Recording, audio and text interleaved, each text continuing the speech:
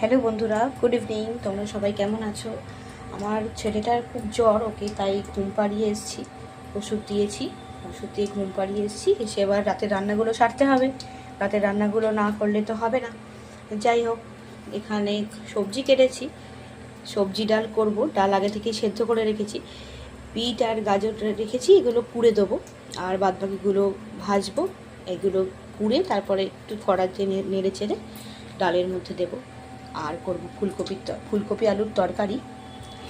আর আমার মেয়ে আবার একটু মাছ ছাড়া খেতে পারে না, ওর জন্য একটা মাছ একটু ভেজে দেখি কোনটা ছাড়ে। অনেকক্ষণ থেকে ডিপ ফ্রিজ থেকে নিচে নামিয়ে রেখেছি, কিন্তু এখনও ছাড়েনি মনে হচ্ছে, না এখনও শক্ত আছে।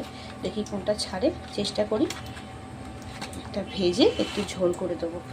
কেউ ডালই দেবো, কিন্তু একটু নরম না হলে তো খেতে পারবে না।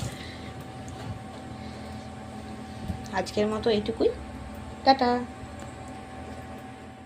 ইন্ডাকশানে একদিকে ভাত করতে বসিয়ে দিয়েছিলাম, আর এখন রান্না বসাবো।